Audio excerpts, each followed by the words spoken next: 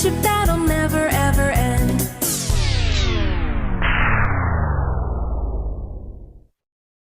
Run!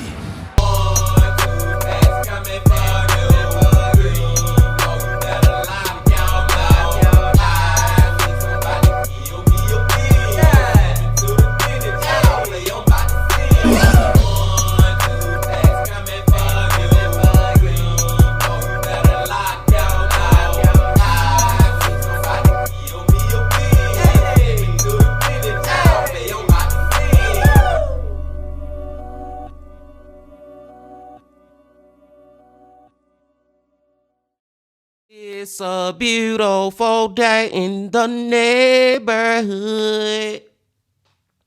Reaction Beanie Yo 505. Day in the neighborhood. My brothers and sisters, the man that we're about to go to today, yesterday, he made my day. And that man that I'm talking about is AJ from the Y Files. The Y Files, y'all. And the reason that I said AJ made my day yesterday is because he left a comment on one of our recent videos that we watched from him, y'all. And when I seen that, I just was happy the rest of the day, man. I was just good after I seen that, man. And it just feels so good to just get the validation from these YouTube content creators that we be watching over here on our channel. It feels so good for them to validate and support us, man. Like, AJ got damn near 4 million subscribers, y'all. 4 million. And he coming over here on our little itty bitty channel. You know what I'm saying, man? And leaving a comment like that. Man, AJ, if you're listening, bro, shout out to you. Thank you for leaving that comment. It means the world to me and my brothers and sisters. And as long as you keep putting out these crazy what the is going on type of videos that are freaking excelente, we will be here to watch them. But I digress. The title of the video is The Dark Pyramid of Alaska, Military Cover-Up of a Forbidden Collaboration. Now, I have never, now call me crazy, y'all, call me crazy, but I have never heard about a freaking pyramid being in Alaska. That's just number one, you know what I'm saying, man? And then it says military cover-up of a forbidden collaboration. Who in the hell is the military collaborating with? You know what I'm saying, man? And it just gotta be, I'm gonna say it because I know y'all thinking, freaking aliens. It gotta be aliens, y'all. The military and the damn aliens, man. I don't know. But I'm ready to go. But before we go, my brothers and sisters, y'all know what y'all got to do. Get whatever you may need. Get what you need, please. We back to AJ from the Y Files. Y'all got what y'all need. Y'all ready to go? Then let's go. This episode of the Y Files is brought to you by PDS Debt. In September 1989, Doug Muchler reported for duty. He was a counterintelligence officer stationed at Fort Richardson, just outside Anchorage, Alaska. His job was investigating espionage and terrorism, so his first stop was the map room. He needed to get the lay of the land. Doug grew up in Ohio, so learning about the rugged terrain and wilderness of Alaska would take a lot of studying. Alaska is a big place, almost 700,000 square miles, twice the size of Texas. Doug spread out a few maps across the giant table in the center of the room. He scanned the maps. They showed mountain ranges, rivers, lakes, cities, old mining towns, the typical stuff. But then something caught his eye. On a map of Denali National Park, there was an area no bigger than his thumb that was whited out. Doug grabbed a magnifying glass. There were no features. About 60 miles west of Mount McKinley was a small zone labeled, "This area not surveyed to date." Doug thought this was odd. The entire state of Alaska was definitely surveyed, every inch of it. How could this tiny patch be not surveyed? He set the question aside.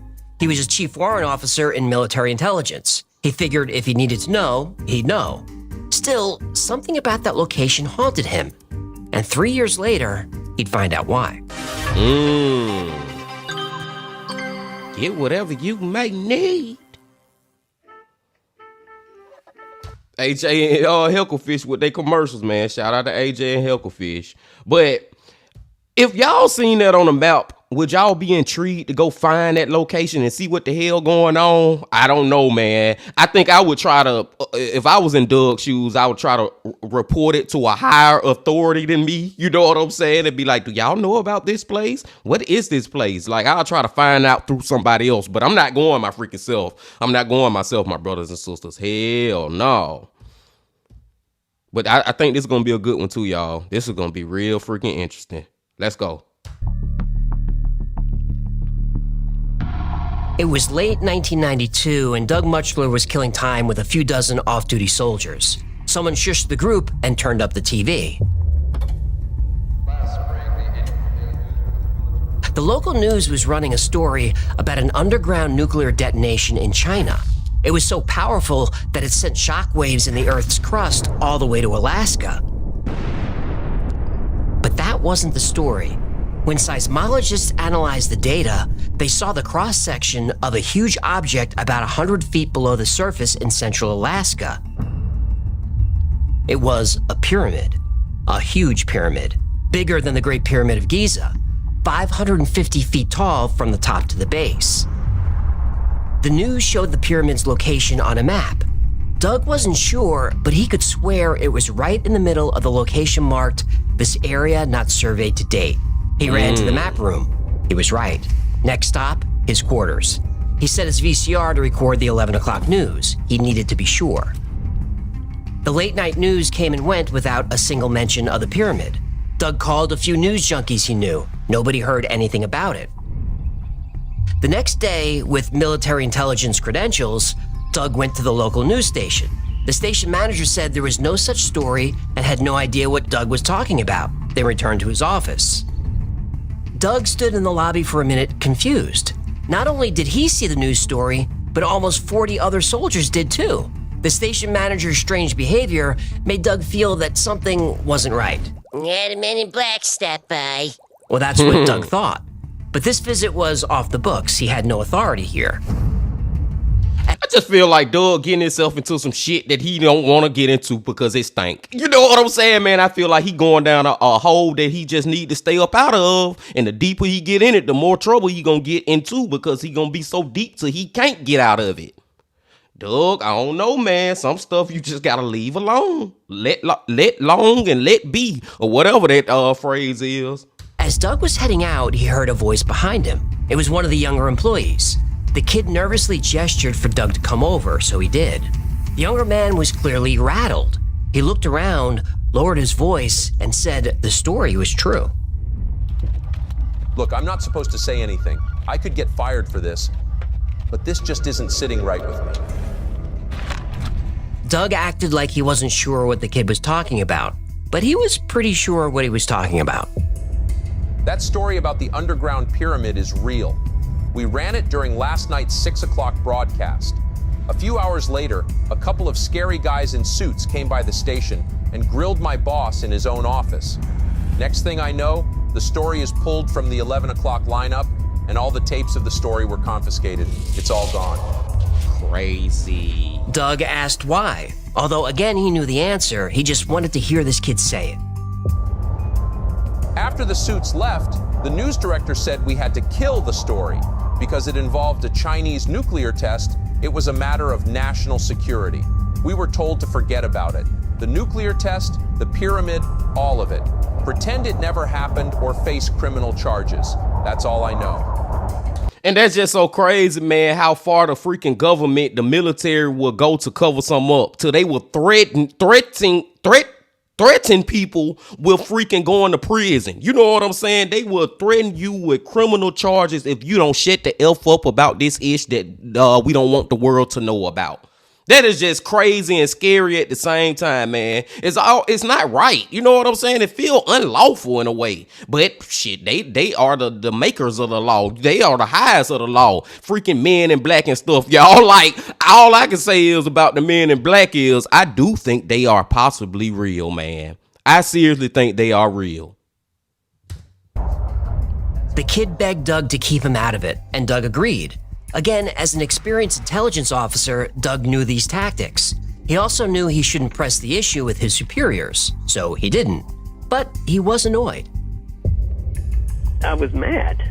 I went back to the office in formation that night. I told everybody what I'd found out, and the guys in the unit were like, wait a minute, we watched it. What do you mean they didn't run it? The same thing I was saying. Doug continued his normal duties at Fort Richardson, but he couldn't stop thinking about that pyramid. He was frustrated, but there was no way to get more information. Then, a year later, Doug was transferred to Fort Meade in Maryland, home of the National Security Agency, and that would provide an opportunity. It seemed like Doug finna dig even deeper down this hole, y'all. He probably finna go behind this national security back and uncover some ish. Let's see.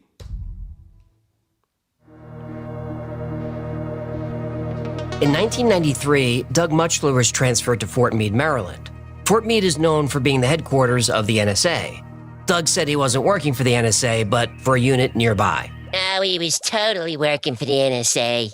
Probably. Fort Meade was also home to a giant warehouse of files. Row after row, shelf after shelf, floor after floor. It was a giant archive of government activity, and much of it top secret. Ooh, like where they keep the Ark and all that stuff? No, this place was just files. I'd still like to snoop around there. So would I. Me too. Doug played it cool. He introduced himself to the archivist and showed him his credentials. Doug asked if there were any files about archaeological sites in Alaska. He didn't say pyramid or anything like that. He kept his questions non-specific. The archivist didn't blink. He wrote down a few numbers and handed Doug a slip of paper. The floor, the row, the shelf. Doug was getting closer. He found the Alaska files. He pulled a few and settled into a reading room. But he wouldn't get the chance to learn anything. Here come the men in black. The freaking man in black. And I had just sat down, and these two guys came. You can feel someone standing behind you. And these two goons go, hey, you don't have a need to know for that information.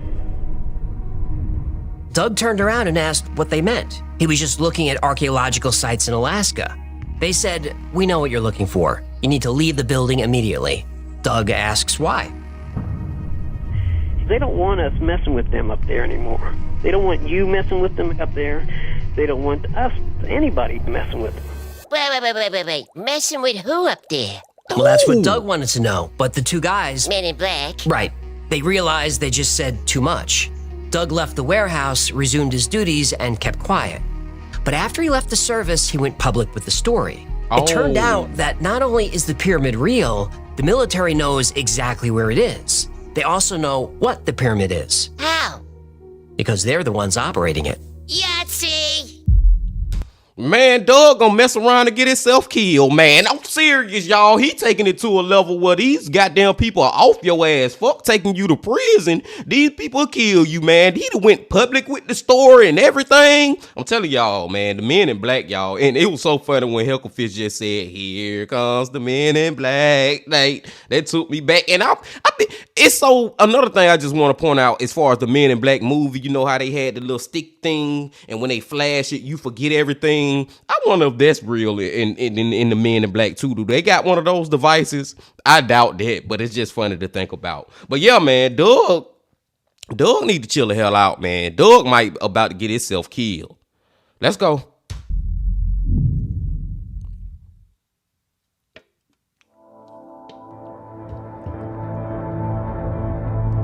Marty Johnson shook his head and quietly laughed. As an engineer in the Navy during World War II, he worked on more than his share of top-secret projects. But this was something else. He was flown from Omaha, Nebraska to Unalakleet, Alaska, wherever that was, and then rushed onto a white bus with blacked-out windows. On the bus were a few engineers and technicians. Once everyone was settled, the bus started driving east. Nobody was told where they were going or specifically what they were doing. And honestly, Marty didn't care. This was exciting.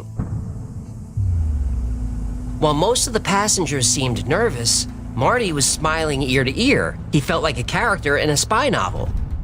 After the war, Marty was recruited by Western Electric Manufacturing.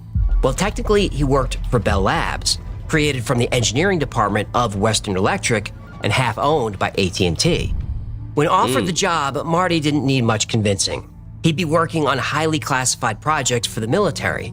His specialty was electrical engineering, but Marty Johnson could build or fix anything you threw at him. He liked a challenge, and working on cutting-edge tech was right up his alley. In the late 40s, he worked with transistors. These little devices revolutionized electronics. He had no idea how Bell came up with the idea, but wow, did they change everything. Aliens gave them the transistors. Maybe. Maybe.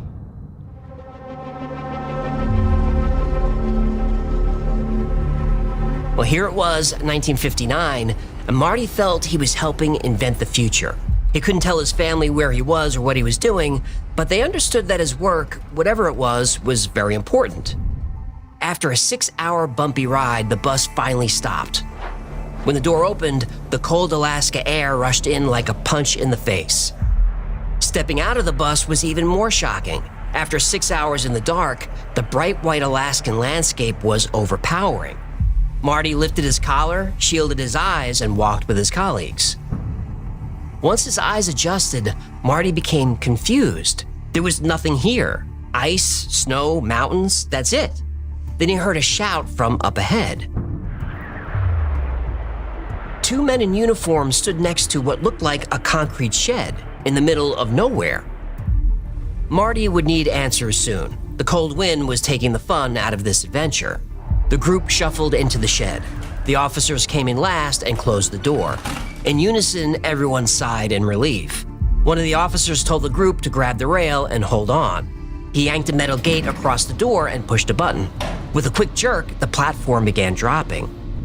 Now Marty understood. The shed was just an entrance to this elevator shaft.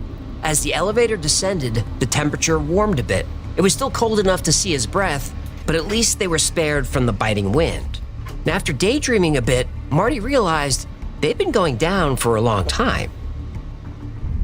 The elevator finally stopped. The officer opened the gate and gestured for everyone to step out. Marty followed the group out into the hallway. It looked like every military office building he'd ever been in. The gray concrete floor and walls painted green beige, the constant buzzing of overhead fluorescent lights, all too familiar. The group started moving again. Marty felt like he was on a museum tour, just following the crowd. They passed plenty of doors, so this place must be bigger than it looked. The doors had no names, only numbers. Clean, simple, efficient. Definitely military. The officer up front raised his voice a bit so everyone could hear. Before they started their 4-week orientation, they would get to see the project. Finally, Marty thought. Judging by the murmurs in the group, he wasn't the only one becoming impatient. I just gotta say real quick, y'all, this is so freaking cool to me, man. Like, just watching, like, and having the idea of a person within a group of people, you know what I'm saying, going to some secret military-ish that don't nobody know about in the middle of nowhere in Alaska. Then they go to this shed that's above ground, and they take them all the way down into underground to this huge military base that don't nobody know what's going on. And this is where aliens could possibly be, or they in contact with aliens down here. Like, that just brings out my inner geek, y'all. I'm having a geek moment right now. Let's go. After making a few turns here and there, they reached the end of the hallway. They were standing in front of a huge steel door. It had to be 15 feet high and wide enough to drive a car through. The officer grabbed a red phone receiver off the wall and spoke into it. Marty couldn't hear, but he chuckled to himself as he imagined the officer saying, "Open sesame." From somewhere, there was the sound of metal on metal, and the door began to slowly swing open. Not only was the door tall and wide, it had to be a foot thick. What could be in here that required security measures like this? Was it nukes? Marty hoped it wasn't nukes. They walked through the door into a giant cavern. Then Marty saw it, and everything made sense. The blacked out windows, the secrecy, the security. The officer proudly announced, "Gentlemen, welcome to the Dark Pyramid." Crazy. In the spring of '78, Lee Pearson was at the Unalakleet Airport trading war stories with a fellow vet. Lee retired and became a teacher, but his new friend, a helicopter pilot, was still in the service. The pilot could tell Lee was missing the excitement of the old days, so he made him an offer. He was making a quick run into the infamous Alaska Triangle. Lee, I got something that will get your blood pumping. We're taking some important equipment out to a secret base near Denali. You know Mount McKinley? We'll be in and out in 4 hours. You want to tag along? Lee said absolutely. They hopped in the helicopter and started flying due east. After just under 2 hours of flight time, the pilot gave Lee a heads up. Okay, we're just about 5 miles out. Things are about to get weird. Our instruments are going to go crazy. You're going to hear all kinds of alarms. Don't panic. And we'll go VFR the rest of the way, and we'll be fine. VFR? Visual flight rules. Basically, you turn off autopilot, keep the ground in sight, and keep your eyes open for obstacles. Got it. Then the helicopter's electronics went haywire. The radar screen went out. The compass needle was spinning like a fan. Lee was visibly nervous. Then all the power in the helicopter, the instruments, lights, everything went black. Oh. But the helicopter kept flying. A few minutes later, it touched down. Within seconds, a ground crew was refueling them, with the engine running and the rotor spinning. Lee looked around. There were a couple of small guardhouses with towers. He saw 2 or 3 Quonset huts. Boxes of equipment were piled here and there. Razor wire was everywhere. Lee looked up. Overhead, a C-130 was flying tight circles over the area. Then 6 men in black uniforms start yanking crates of cargo. Lee, being a military man himself, notices the uniforms have no insignia, no unit patches, no rank, no name tape, no identification of any kind. There are men around the perimeter of the landing zone. They're heavily armed and aiming at the helicopter. Lee looks behind them. There's a Jeep parked just a few yards away. On top of it is a .50 caliber machine gun. It's loaded, manned, and aimed right at them. Lee glances nervously at the pilot, who gives him a look that says, "Relax, this is normal." In 3, maybe 4 minutes, they're airborne and headed west, back to the airport. Once they get about 5 miles from the site, all the instruments come back on and everything is working perfectly. Lee asks the pilot, what the hell was that?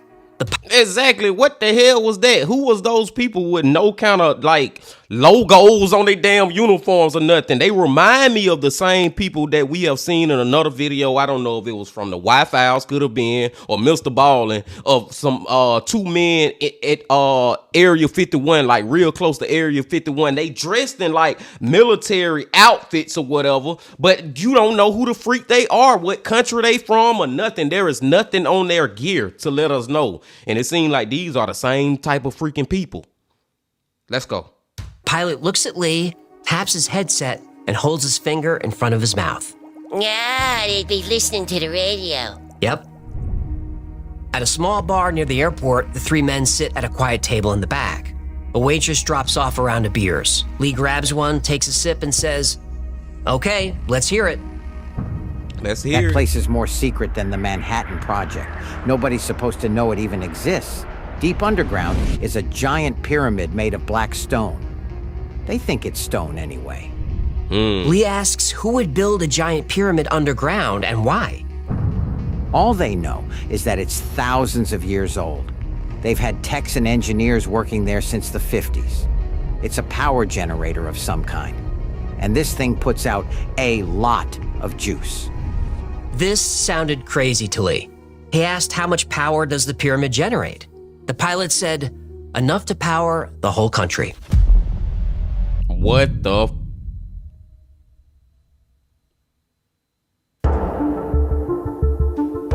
Pyramids as power plants. Sounds like science fiction, but if made of the right materials, it could possibly work. I have an entire episode on how the Great Pyramid of Giza could have created energy. And there's scientific evidence that supports this theory. Pyramid power, link below. Marty Johnson was very specific about the site and the technology. He said the pyramid was 550 feet tall, with the base 700 feet below the surface. The angles of the pyramid were 48 degrees, not 45. I don't know why this is important, but Marty said it was. There were enclosed control rooms at each corner. The control rooms measured the energy flowing through the pyramid. The purpose of the project was energy distribution. If they ever got this to work, we don't know. But Marty Johnson's son said his father built a replica of the pyramid made out of aluminum. He ran a small amount of voltage through the pyramid, and that energy was then magnified. This mini pyramid produced more than enough electricity to power their entire house and farm. Wow. It's been theorized that the pyramids in Alaska, Egypt, Indonesia, and other places formed an ancient energy grid. They pulled electricity out of the zero-point field and transmitted it around the planet, maybe even around the solar system. Free energy cover-up link below. I remember that episode, man. And it's such a crazy and great theory to just think about, y'all. Y'all, if you never watched it, go watch it, man. It's really that good. Right. I have an entire episode about inventors who discovered ways to pull energy from the quantum field that exists everywhere. And what happened to those inventors? All died of mysterious causes. So, is the Dark Pyramid an energy device? We don't know. We have to find it first. And some people think they have. Let's see if they have. When Doug Mutchler went public with his story, he used the perfect conduit. He contacted Linda Moulton Howe. If you follow UFO news or you're a fan of Coast to Coast, you know who Linda is. In case you don't, she's an investigative journalist who's been covering UFOs, aliens, and conspiracies for a long time. She actually won an Emmy for one of her UFO documentaries. Yo, Linda is the UFO OG. She is. She's a legend in the field. She also does her homework. So when Doug emailed her, she got copies of his ID, addresses, and phone numbers. But most importantly, she wanted a copy of his DD-214. Oh, well, obviously. Oh, you know what a DD-214 is? Of course I do. Well, then tell the people. No. I don't want to step on your fins. You go ahead. DD Form 214 is a certificate from the U.S. military that lists everything about your service. The date and place of duty, the date and place of release, assignments, rank, education, MOS, job specialty, decorations, medals, everything. Doug Mutchler produced this document. He was telling the truth. Once Linda reported on the pyramid, other people started coming forward with their own accounts of the Dark Pyramid. Marty Johnson and Lee Pearson's stories come from their sons who heard them firsthand. Linda heard from a retired naval captain stationed in Alaska. He noticed that aircraft communications always malfunctioned when flying over a certain area, east of Unalakleet and west of Mount Denali. Radar showed massive electromagnetic energy coming from the area. When the captain saw the report about the Chinese nuclear test, he thought the pyramid could be the problem, so he did the logical thing. He reported it to his superior officer. Stupid. Soon after, he was told to be quiet or face court-martial. Told ya. Lee Pearson's son, Bruce, believes his father's story. In fact, he thinks his father gave him enough information to find the location of the Dark Pyramid. So Bruce took that information, went to Alaska, hired a plane, and he might have found it. Oh. I don't think he found it. I'm just gonna say it.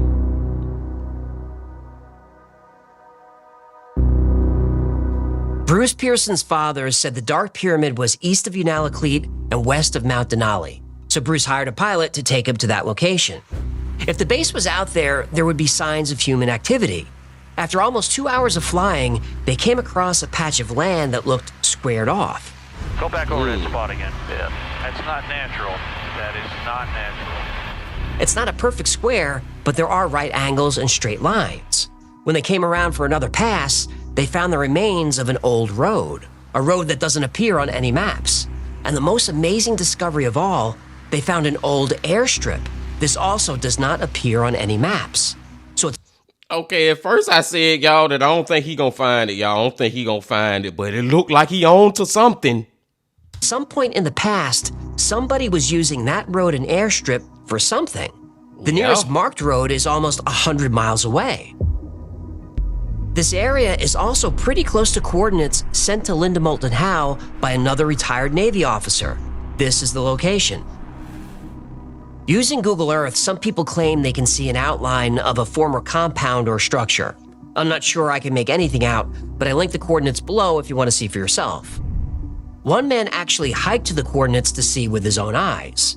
In May 2020, Nathan Campbell hired a plane to fly him to Carrie Lake in Denali National Park, just a few miles from the pyramid's alleged location. He told the pilot to pick him up at the same location in 4 months. 4 months? Yep, but Nathan was prepared.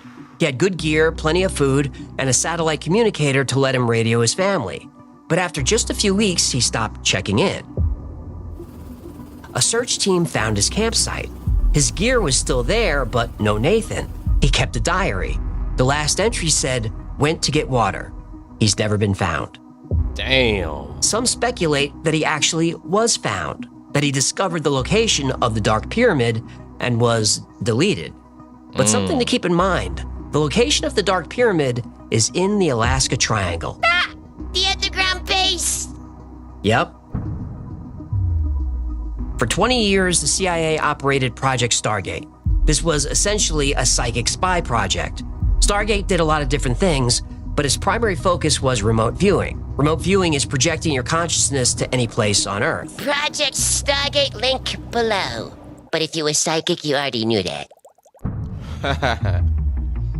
One of the most talented remote viewers was Pat Price. Pat was able to see an underground base hidden inside a mountain right in the middle of the Alaska Triangle, Mount Hayes. Now, motherfucking Hayes. Okay, that's enough. Now, motherfucking Hayes link below. Pat discovered that the base was operated by humans and aliens working together. I bring this up because Linda Moulton Howe found a witness who remote viewed the Dark Pyramid. She first saw a small building. She went in. Then she saw an elevator that went hundreds of feet down. She followed that. Then she found herself in what looked like a military facility. There was a lab. Then she saw a huge black sloped wall. She pulled away a bit. It was the Dark Pyramid. All around the pyramid was equipment, lights, people working. It was very busy. She scanned the area and found a network of hallways and tunnels. She saw offices, sleeping areas, a kitchen. Finally, she found herself with a group of people being taken on a tour by the facility's leader. She was stunned. The tour guide was not human. It was human-like, but definitely not human. All right, hey, we called it from the beginning, y'all, before we even started the video, man. We was like, whoever they collaborating with, it gotta be freaking aliens. It gotta be extraterrestrials. You know what I'm saying, man? The thought of that. Woo! She learned the true purpose of the Dark Pyramid. It is an energy device. It's a charging station for UFOs. There have been over 6,500 UFO sightings in the Alaska Triangle. It's one of the most active UFO hotspots in the world, and now we know why.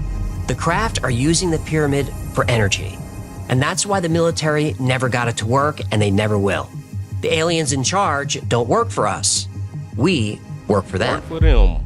Exactly. It freaking exactly, man. It freaking exactly, y'all. If it's aliens out there and they can visit planet Earth, then they control us. There's no way in the hell we gonna tell them what to do. You know what I'm saying, man? We don't know how to visit different planets. I mean, we can send a robot to freaking Mars, but we ain't never went there ourselves. You know what I'm saying, dude? Hey, man, this is, I just love, and I like I always say too, and this for people who just not watching our videos, y'all, the Wi-Fi videos. I know a lot of the things I say I may sound like I believe it 100%, but I'm not saying I believe this stuff 100%, but just the thought of it, just when you let your mind go and just delve into it, it's so freaking awesome to me, man. I'm enjoying this. Let's go. When Linda Moulton Howe exposed the Dark Pyramid in 2012, the story was a phenomenon. And it's easy to see why. We've got credible witnesses and evidence of human activity in the middle of the Alaskan wilderness. Thousands of people really do go missing in Alaska every year. There really are thousands of UFO sightings there. But is the Dark Pyramid real? Well, let's dissect it. Our first witness is Douglas Muchler, a former military intelligence officer. Now, believers in the story say he's a very credible witness. He's provided documents that prove he is exactly who he says he is. That's true. But if you follow this channel, you know how I feel about whistleblowers from military intelligence. I don't trust them. I'm not saying every one of them or any one of them is lying, but some of them are. We know Richard Doty's shady history of spreading disinformation within the UFO community. Hal Puthoff, Christopher Mellon, Luis Elizondo, David Grush, and now Doug Mutchler, all whistleblowers, all connected to military intelligence. Now, I'm not saying Doug Mutchler is lying, but I do view his story skeptically.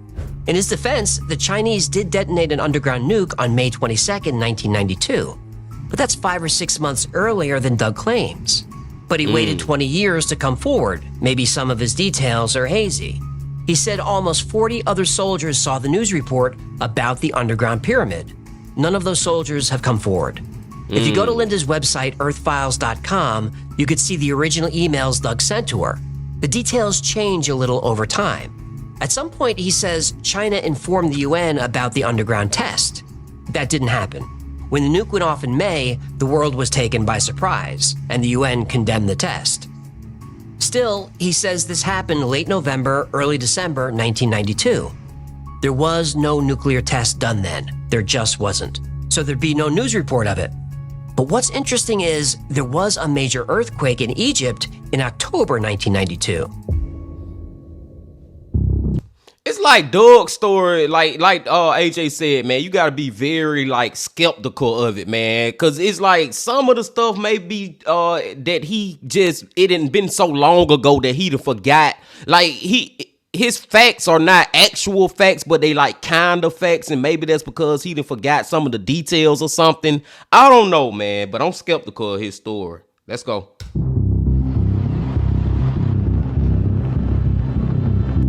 The earthquake was a 5.3, the highest ever recorded in the area. At least 500 people died. The UN did come in to provide aid and monitor any damage to the ancient sites. There was news coverage of that for weeks because people were worried about the Sphinx and the pyramids. Now, it's possible, it's even likely, that Doug is conflating a few different memories. And there's no shame in that. Human memory is notoriously bad. But what about Lee Pearson and his son Bruce? Well, we only have Bruce's word. Same with Marty Johnson. These were real people, no doubt, but they haven't given us any physical evidence, only their word. And what about remote viewers? Do you believe them? For the most part, I don't. But I do believe Pat Price saw something under Mount... Not only do I believe in Pat Price's ability, I believe he was killed because of it. Check out the episode on Project 8200. I get into all the details. The last and most important name in the story is Linda Moulton Howe. I followed her work for years. She was great whenever she was on Coast to Coast with Art Bell. But she is a true believer. Yes, she does her homework, but she goes into a story believing it, and she focuses on investigating details to support the story. Lots of UFO and paranormal researchers do this. Almost all of them do. I approach these stories from the other side. I go in not believing, but I don't focus on debunking. I honestly try to find as much evidence as I can to defend a hard-to-believe story. Sometimes after researching, I'll change my mind. I thought the hollow moon theory was nonsense until I did an episode on it. Now I'm pretty sure the moon is weird.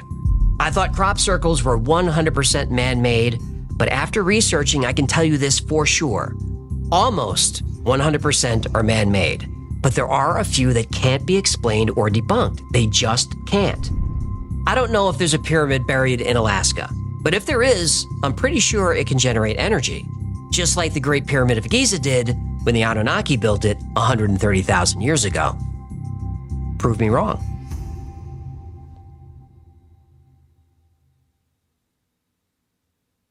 Thank you so much for hanging.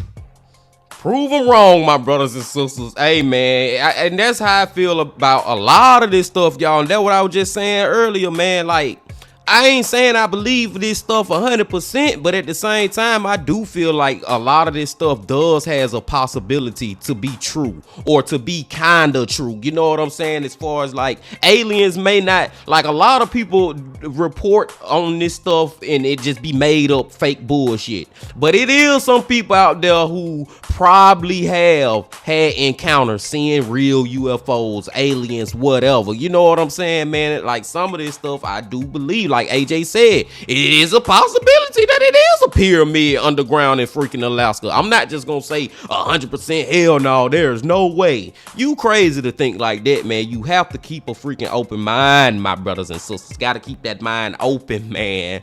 But this was a great video from AJ, as always, man.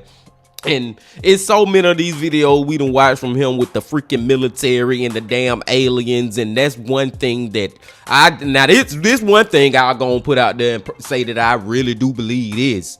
I really do believe this, y'all, that the military and aliens, the military and aliens at some kind of way, I don't know what kind of way, man, but I feel like there is some type of collaboration going on at the very tippy top. Call me crazy, call me whatever, man, but I do feel like aliens exist, and they more than likely are in some kind of way in communication with Earth. And I'm just gonna leave it at that, man. I'm just gonna leave it at that, and I digress. I'm gonna go and let y'all go now, man. I appreciate y'all coming on back on another good Saturday to go back to AJ from the White Files. Y'all just please hit that like button, comment, subscribe, and do all that if you ain't did that yet. And I'll see y'all tomorrow, because we going back to the man, the myth, the legend, Mr. Ballin'. But until then, my friends, also remember this. Love, peace, and happiness. Stay safe. Don't stop. Keep going. Yeah.